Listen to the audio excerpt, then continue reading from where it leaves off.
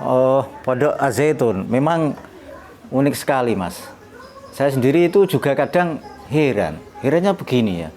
Ketika MUI itu mendatangi Pondok Pesantren Az-Zaitun ataupun sebaliknya, itu terkesan gimana itu? Gimana itu ya sulit dijelaskan. Saya terkadang itu sedikit gregetan juga ketika kiai-kiai itu mohon maaf kurang begitu dihormati, begitu hebatnya Panji Gumilang seakan-akan malah mendikte para kiai dalam hal ini MUI. Jadi saya tidak habis pikir terus terang, Mas.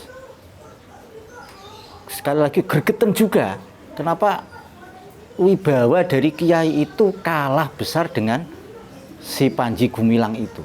Coba kalau Mas lihat di YouTube yang lain itu kan, YouTube yang lain yang menggambarkan bagaimana MUI itu mengklarifikasi atau apa istilahnya ya, tabayun kepada Panji Gumilang, itu terkesan seperti itu. Justru Panji Gumilang itu yang malah mendikte MUI. Susah, Mas.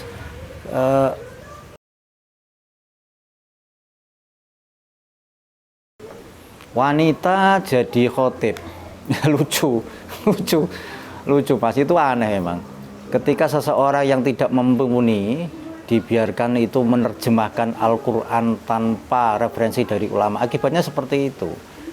Beliaunya Pak Panji Gumilang itu merasa sudah pinter sehingga dia menafsirkan Al-Quran dan hadis itu secara serampangan tanpa melihat literatur ulama terlebih dahulu. Jadi ulama itu harus, karena al-ulama warathatul anbiya. Jadi pendapat-pendapatnya yang membuat geger Indonesia itu kan karena dia menafsirkan Al-Quran bahasa keren, bahasa anunya itu semau gue kan. Karena tidak hanya itu toh, Mas. Tidak hanya seorang wanita jadi imam, tetapi dulu kan pernah ketika soft itu begitu renggangnya, yang itu hanya terjadi ketika tahun 2000-an itu ketika ada Covid. Itu ya dimaklumi, tetapi kalau itu masih dipertahankan ya lucu juga sebenarnya. Itu Panji Gumilang. Apalagi sekarang demo-demo sudah luar biasa, tetapi sekali lagi luar biasa susahnya untuk menembus Pondok Pesantren Az-Zaitun. Terkesan begitu saktinya Panji Gumilang.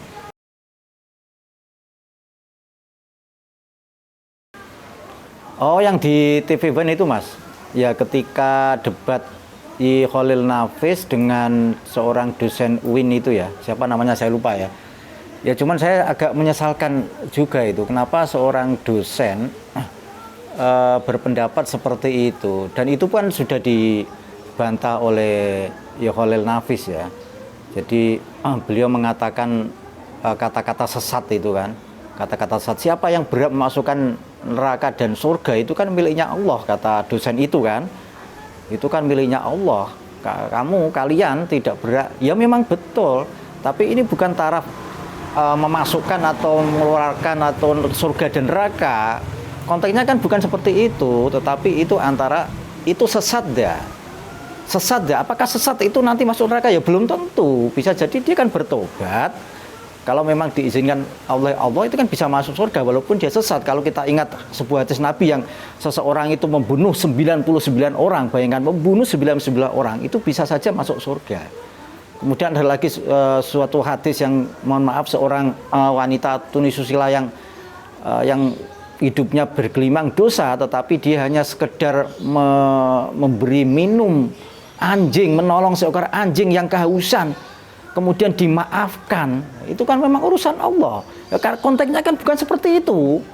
Ini kan konteksnya itu sesat enggak, melanggar aturan dan aturan di Islam itu kan sudah jelas, walaupun beberapa hal itu masih masalah khilafiyah. Tapi ketika seseorang katakanlah misalkan mengatakan bahwa sholat 5 waktu itu tidak wajib, itu kan jelas sesat namanya. Apakah orang yang mengatakan itu masuk neraka? Ya belum tentu. Kan bisa jadi nanti setelah dia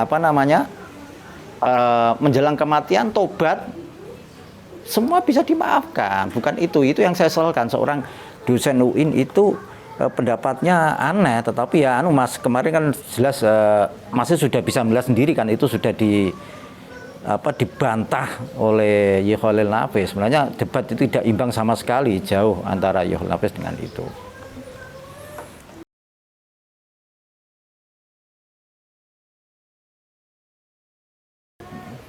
Ya, pesan saya begini Mas, hati-hati dalam memondokkan anak-anak kita atau saudara-saudara kita, teman kita itu ke pondok pesantren. Yang pertama, cari sanadnya jelas. Sanad itu artinya guru-gurunya, kemudian kiainya itu dulu mondoknya di mana, backgroundnya itu di mana. Jadi jelas. Kemudian kita lihat kurikulumnya bagaimana, kegiatannya bagaimana, jelas sehingga kita mantap. Karena kalau tidak seperti itu, tentunya nanti kita akan berbenturan dengan anak-anak kita sendiri. Banyak sekali cerita toh Mas, yang ketika anak dipondokkan jauh-jauh, kemudian sampai rumah itu malah mengkafir-kafirkan orang tuanya karena tidak sesuai praktek ibadahnya. Luar biasa, anak yang sudah dididik dari kecil, besar, kemudian dipondokkan itu dalam rangka menjadi seorang anak yang soleh. Tapi faktanya sampai di rumah ketika orang tua itu berbuat sesuatu yang menurut satu golongan itu sah-sah saja, itu dikafir-kafirkan. Dan itu banyak terjadi Mas. Makanya tolong hati-hati kepada teman-teman dan semuanya saja, ketika memondokkan atau mencari ilmu itu harus hati-hati dengan manhajnya. Ya, saya kira itu Mas. Terima kasih ya, terima kasih.